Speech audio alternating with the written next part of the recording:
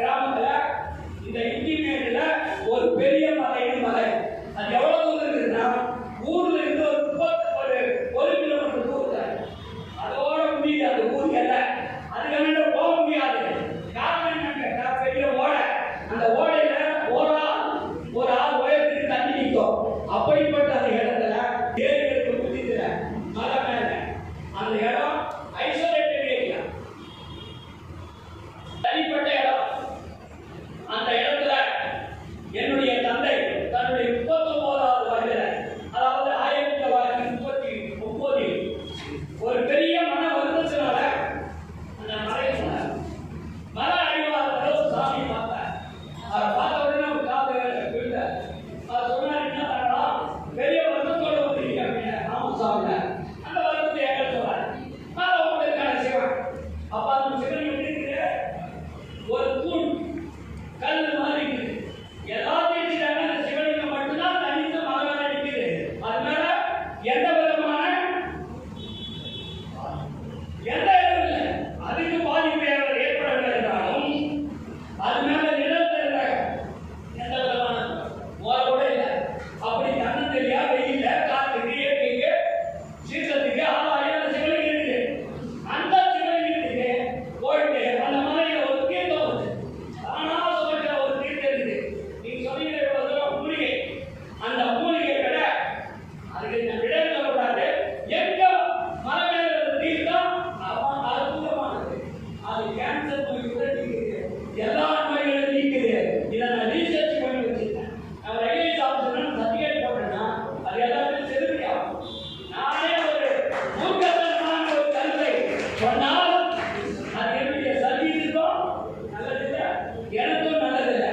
மக்கள் எதுக்கு வாங்குறாங்க? ஆபீஸுக்கு போய் எதுக்கு கேட்டு வாங்குறாங்க? அரசியல்வாதி என்ன போனாங்க சொல்லுவாங்க, செய்ய மாட்டாங்க சொல்றாங்க. அப்போ அரசியல்வாதிகளை விட அதிகாரிகள், உண்மையானவர்கள், நியாயமானவர்கள் சொன்னால் செய்யணும். அவங்க கையில் போட்டு நடக்கும். இப்போ ஒன்றும் இல்லை, 41 பேர் செஞ்சாங்க எங்க கல்லூர்ல. சிஎம் போயிட்டு எல்லாருக்கும் அப்பாயின்மெண்ட் கொடுத்தாரு. அதை கையெழுத்து யார் கொடுத்தீங்க? அதிகாரிகள். ஏன் அதிகாரிகள் இருக்கு? அதனால நான் என்ன சொல்றேன்னா, நாம கையெழுத்து போட்டதா இருக்குன்னு நினைக்கும். அரசாங்கத்தில் நம்ம பணத்தொகை சகோதரர்களுக்கு தெரியுமோ தெரியாதோ, நாம ஒரு முடிவை எடுத்து இதுதான் சட்டத்தின்படி சரின்னு எழுதி வச்சோம்னா அதை மந்திரி ஒத்துக்கணும்.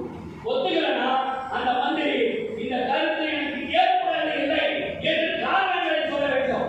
காரணங்களை சொல்லாம அவன் வழக்கு பார்த்தாங்க, கேள்வி போறான்னு சுப்ரீம் கோர்ட் ஆகிறது. உங்களுக்கு எத்தனை பேர் தெரியுது? அதாவது இவர் எடுக்கிற ஆர்டர் வலுவானது, நியாயமானது, சட்டமானது. அப்படிப்பட்ட நிலையில இடத்திற்காக சொன்னேன். அப்படி இருந்தாலும் நம்ம போற தான் இருக்கணும். அதனால மக்கள் நம்ம நம்புறாங்க. அப்படி இருக்கிற நேரத்தில் அப்பா இந்த 19ஆம் ஆண்டுல அங்க மேல அந்த சுமை தீர்த்தத்தை கொடுத்தாரு. அந்த சுமை தீர்த்தத்தை கண்டுபிடிச்சோம். அதை எல்லாம் கொடுத்துட்டோம். அந்த நீரை எடுத்து சிவனுக்கு அபிஷேகம் செய்து அதன் பிறகு அவர் இறைவனை வைக்கும் போது சுவாமிஜி சொன்னார்மா, அப்பா சொன்னார் பார்த்தேன். அதெல்லாம் புரியுது. அதனால நான் நினைச்சுக்கிட்டேன், சரி எங்க அப்பாவுக்கு சொன்னாராம், பா நீ என்னென்ன வேண்டியோ மனசுக்கு வைக்கிறீங்க, என் காதில் கேட்கக்கூடாது. முன்னுதான் செவனத்து சொன்னா சுவாமி. அதே மாதிரி சொன்னாரு, முடிவு வச்சு ஒரு தேங்காய் வச்சா